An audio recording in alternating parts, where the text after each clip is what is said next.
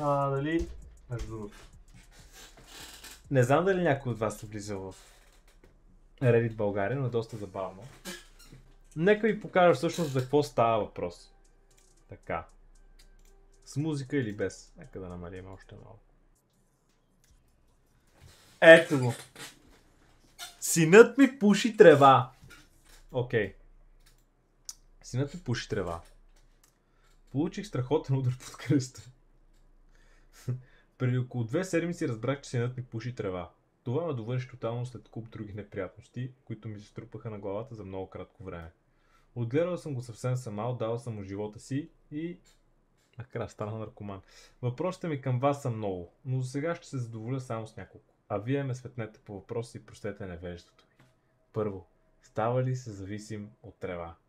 Второ, това ли е началото? Това ли е началото на хероиновия наркоман? 3. Как да му помогна, като не живеем заедно? И така нататък. Ще бъда доволна, ако някой, който е изпитал това, ме посъветва. Ще бъда благодарен на всеки, който се отзове на молбата на една майка. Какво става? Какво правиме?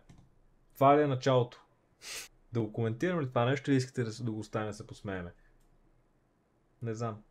Става ли се зависим от трева? Има хора. Има такива тъпанари.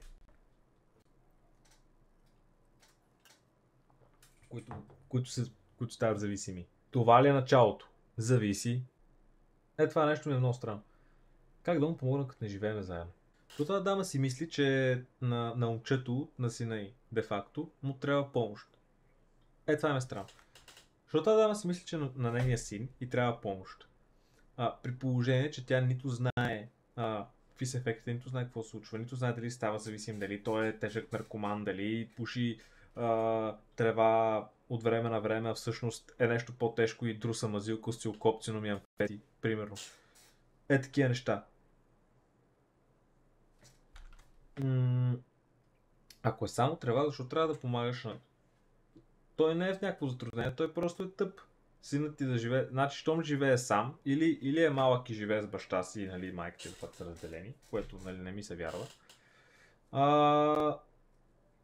Или той просто е по-възрастен, имал навършени 18 години и си живеят отделно. Даже, щом живее отделно, според мен е над 20. И щом е на 20 и нещо и пуши треви, според мен е вече изгубена кауза. По принцип. Това е моето мнение.